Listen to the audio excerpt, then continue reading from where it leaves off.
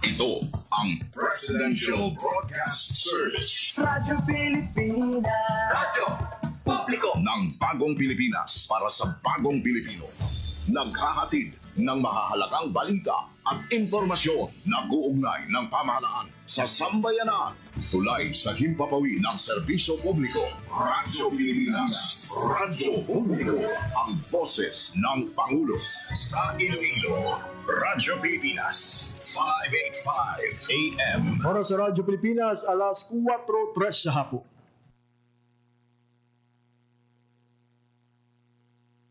PS, Radyo Pilipinas, Iloilo.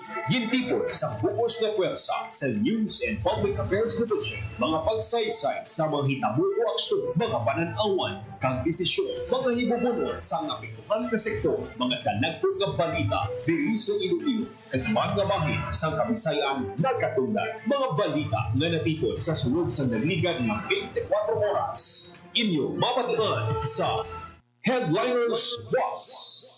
Kagkaroon, yari ang inyong PBS UC.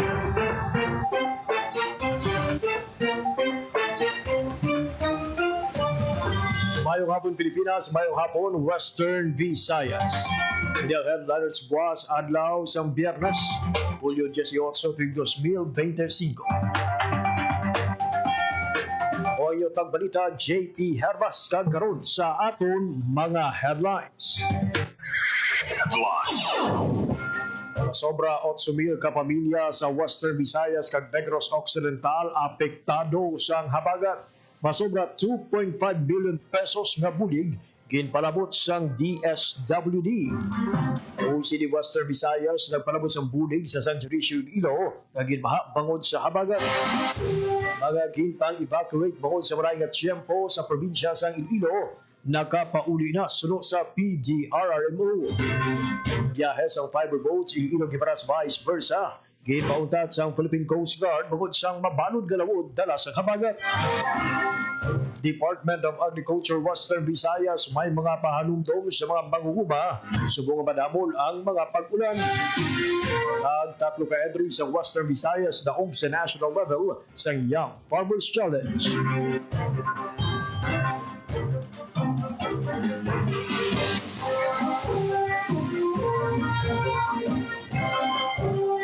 Oras sa Radyo Pilipinas, alas 4:05 na sa hapon. Nagkaroon sa detalye sa mga balita. Radyo Pilipinas. Radyo Pilipinas News. Naglabot na sa 2.5 billion pesos na balor sa bulig ang napanabot sa Department of Social Welfare and Development o DSW Field Office 6 sa pamilyang apektado sa habagat. Natib sa mga ginpalabot sa ahensya ang masobra 1 milyon ka pesos nga balor sa family food packs sa San Dionisio, Iloilo. Sa Negros Occidental, masobra 37,000 pesos nga balor sa family food packs ang ginpalabot sa Hinubaan.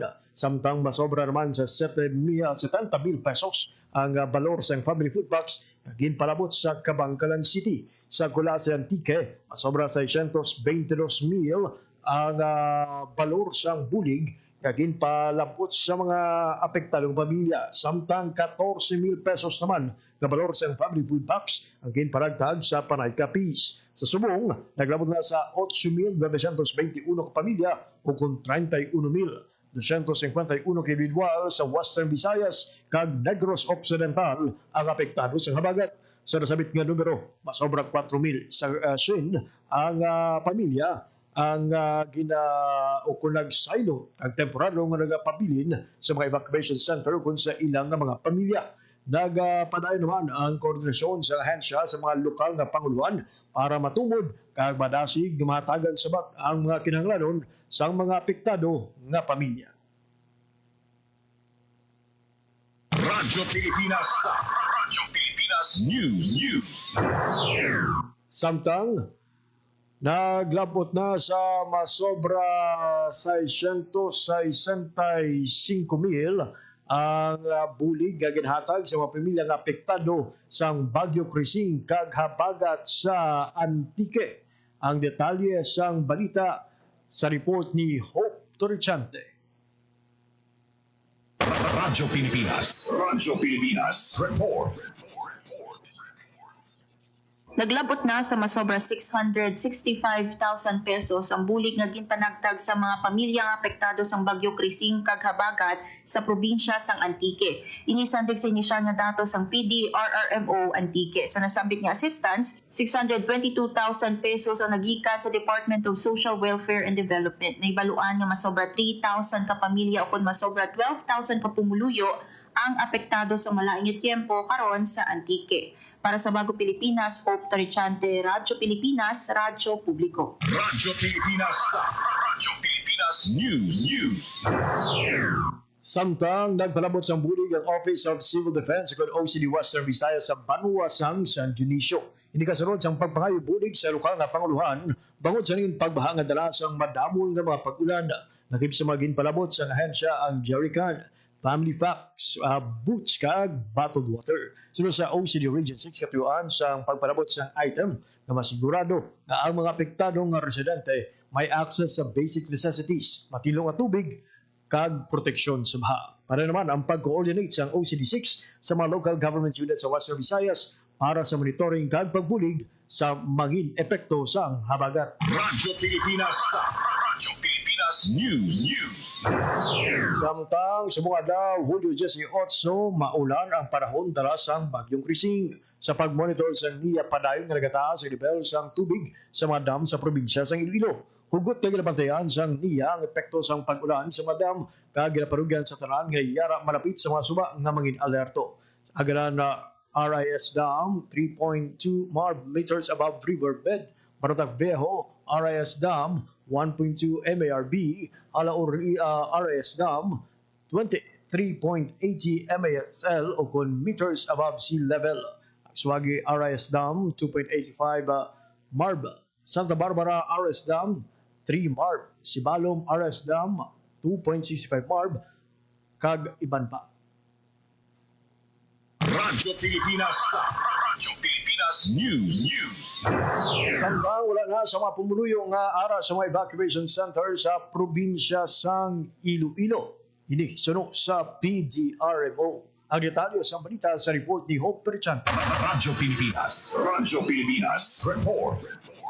Wala na sa mga pumuluyo nga ara sa mga evacuation center sa probinsya sang Iloilo. Ginkumpirma ni PDRRMO Emergency Operations Center Chief Heman Saraza na sandig sa pinakaulihin nila nga datos Hulyo 18 nakapauli na ang tanan ng mga pumuluyo nga anay gin-evacuate bangod sang pagbaha tugas ang malaing nga tiempo nga naeksperyensyahan sa probinsya. Sa bahin sang San Joaquin sa diin may report nga may pagtaas ang tubig sa suba sa barangay Lawigan. Suno kay Saraza, ang mga apektado nga pumuluyo ang ara temporaryo sa mga puluyan sang ilang mga himata ukon kakilala. Pananglit maglala ang sitwasyon, ginmanduan naman ang mga katapos sa MDRRMO nga dalon sa evacuation center ang mga residente. Sa piyak nga bahin nagapabilin nga passable ukon maagyan ang tanan nga mga dalanon sa Iloilo. Siling ni Saraza, padayon man ang ila hugot nga pagbantay sa mga kasubaan sa Iloilo kag sa karon, yara ang mga ini sa normal nga level. Ang Emergency Operations Center sa Iloilo nakasaka sa Blue Alert status. Para sa Bagong Pilipinas, Hope Tarichante, Radyo Pilipinas, Radyo Publiko. Radyo Pilipinas. Radyo Pilipinas News. Samtang sa iban pa nga balita, 500 ka pamilya sa Antique gindala sa mga evacuation center bangod sang malain nga tiyempo. Nagabalik si Hope Tarichante para sa detalye sang balita. Radyo Pilipinas. Radyo Pilipinas. Report. Sandig sa pinakaulihin nga datos ang PDRRMO Antique ara sa 534 ka pamilya o masobra 1,700 ka pumuluyo sa Antique ang ara sa mga evacuation centers bangod sang epekto sang Bagyo Krising kag habagat. Sa banwa sang Bugasong, 179 ka pamilya ang ara sa evacuation centers. 84 sa Kulasi samtang 78 ka pamilya naman ang ara sa evacuation center sa San Jose de Buenavista. Sa karon nakasaka sa red alert ang status ng Emergency Operations Center sa Antique sa diin ang mga personnel kag assets sang PDRRMO ang naka-augment sa mga nagkalain-lain nga lugar sa probinsya. Nagapabilin naman nga suspendido ang in-person classes sa Antique. Para sa Bagong Pilipinas, Hope Tarichante, Radyo Pilipinas, Radyo Publiko. Radyo Pilipinas. Radyo Pilipinas Pilipinas News. Naglabot sa 15 kabanwa kag syudad sa Negros Occidental ang nakabalahag sa pagbabakod sa mga pag-ulan na dalasang habagat. Sino kay Brian Larry Sr., Deputy Manager sa Negros Occidental PDRMO Operations Center, nakipsama ginbaan ang Binalbagan, Bago City, Calatrava, Candoni, Kawayan, Himamelan City, Hiligaran, Hinubaan, Ilog, Isabela, Cabanatulan City, La Castellana, Moises Padilla, Pontevedra, kag Sipalay City. Dugang senyor na naglabot naman sa 13 kay LGU naghiwat sa evacuation efforts sila tagsa ka na sa kupan. As of 11 a.m. sa Hulyo 18, nagdangat na sa 2,046 ka pamilya o kung 6,797 na individual ang gin-evacuate sa Negros Occidental. Ginatag sa Negros Occidental PDRMO na posible nga magsaka pa ang numero sa mga pamilya nga apektado sa habagat. Radyo Pilipinas News. Dahil sa fiber boats, Iloilo, Guimaras, vice versa, ginpautat sa Philippine Coast Guard bangod sa mabalod nga lawod dala sa habagat. Ang detalye sa balita sa report ni General Baclay. Radyo Pilipinas Report. Temporaryong maging pauntat sa Philippine Coast Guard Station Iloilo ang biyahe sa mga fiber boats sa Iloilo, Guimaras, vice versa kasunod sa malain nga tiyempo dala sa habagat. Bangod sa dalago nga balod, ginabisuhan sa Philippine Coast Guard ang mga asosasyon sa fiber boat sa Buenavista, kag Jordan, Guimaras na magangkurahin na lang sa Parola Wharf kag hindi na magbiyahe kasunod sa ginpagwa nga Sea Travel Advisory sa PCG. Sa interview sa Radyo Pilipinas Iloilo kay Apple Batige, isa sa mga boat captains ng fiber boats ginpahayag sini, Las 9 sang agas ang sila ang naguntat sang biyahe. Lakip man sa mga nagkansela sang biyahe ang mga barko sa Montenegro Shipping Lines. Para sa Bagong Pilipinas, General Baclay, Radyo Pilipinas, Radyo Publiko. Samtang sa ibang pa nga balita, water sports activities sa Boracay, suspendido. Ang detalye sa balita sa report ni Hope Trichante. Radyo Pilipinas Report. Temporaryo nga suspendido ang tanan nga water sports activity sa isla sang Boracay July 18. Suno sa Coast Guard Station Aklan, wala anay ginatugutan ng anuman nga water activity sa isla bangod sang mabalod nga kadagatan dala sang Bagyo Krising kag habagat. Sandig sa Pag-asa Advisory lauman ng makanay tubtub mabaskog nga hangin kag makanay tubtub mabalod nga kadagatan sa probinsya sang Aklan. Para sa Bagong Pilipinas, Hope Trichante, Radyo Pilipinas, Radyo Publiko. Radyo Pilipinas Report. Samtang sa ibang pagiging balita sa probinsya sa Antique, puno sa akasya na tumba sa Karitaan, Patnungon. Dalan, pwede na magyan sa mga salakyan. Nagabalik si Hope Trichante para sa detalye sa balita. Radyo Pilipinas Sa karon possible ukon maagyan na ang dalan sa Karitaan, Patnungon, Antique nga natumbangan sang dako nga puno sang akasya. Suno sa local government units sang Patnungon, possible na sa mga salakyan padulong sa norte ukon sur ang alagyan. Naibaluan nga alas 8 sang agas ang July 18 natumbang puno sa atubang sang Karitaan Central School kag IFI Church. Nagresponde man ang DPWH kag ang LGU para sa clearing operations. Para sa Bagong Pilipinas, Hope Trichante, Radyo Pilipinas, Radyo Publiko. Radyo Pilipinas News. Ang Department of Social Welfare and Development Field Office 6 pagi sa ilang disaster response and rehabilitation section padayon nga nagapabakod sa komunidad sa Western Visayas. May kabugan nga 7,134 ka family food packs ang naparagtag sa 5,215 ka benepisyaryo nga nagbulog sa disaster mitigation efforts, partikular ang pagtukod, pagpaayo kag rehabilitasyon sa communal gardens sa natuhay nga barangay. Sa Iloilo, 981 ka FFPs ang nahatag sa 981 ka partner beneficiaries sa Putotan.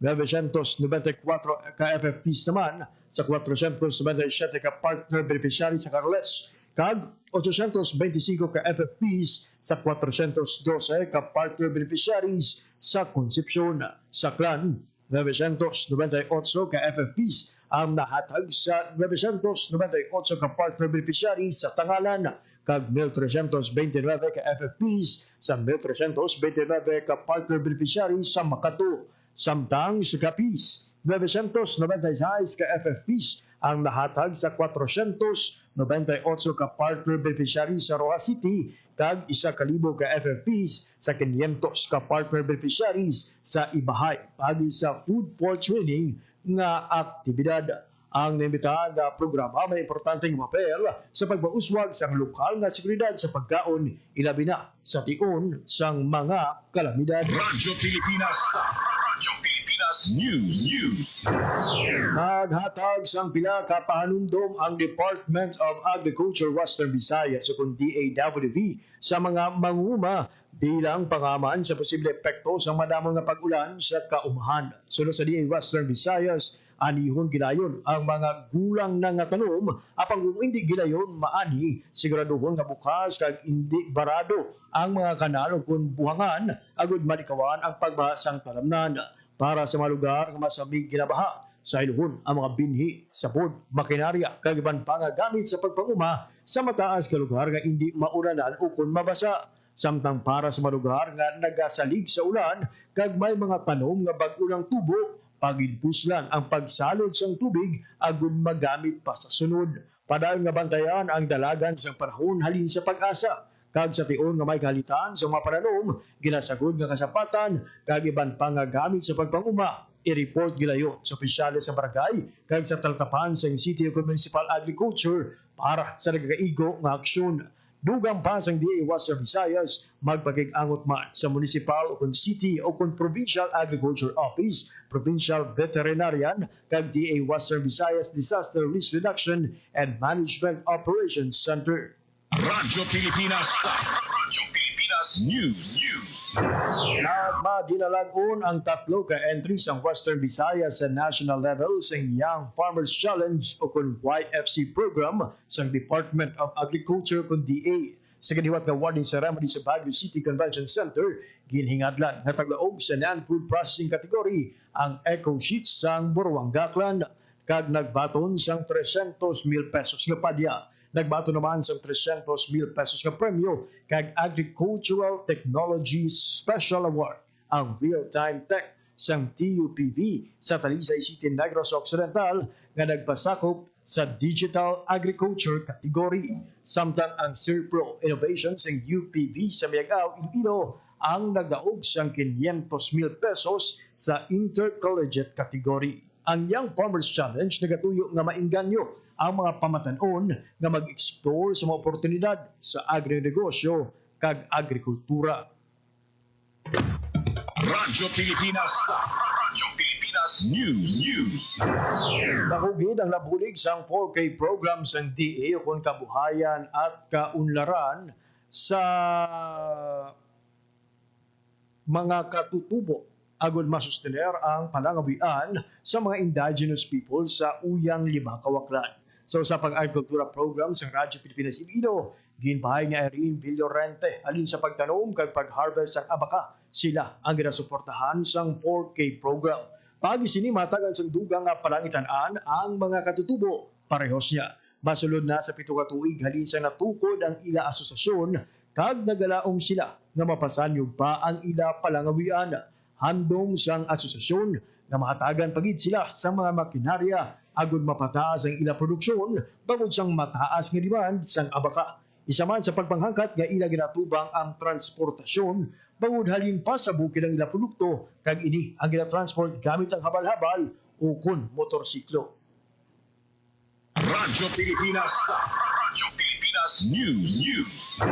South Balibago Water Works mag-supply sang potable water sa SMDC residences sa distrito sang Haro. Ang detalye sa balita sa report ni General Baclan. Radyo Pilipinas. Radyo Pilipinas. Report. Nagpirmahan na isang Memorandum of Agreement ang SM Development Corporation kag South Balibago Water Works. Sa MOA na isugdan sa South Balibago Water Works na mag-supply sang matino nga tubig sa SMDC Glade Residences na nahamtang sa distrito sang Haro. Kinabanta may masobra 2,000 ka mga panimalay sakop sang Glade Residences ang pagaserbisyuhan sang SBW.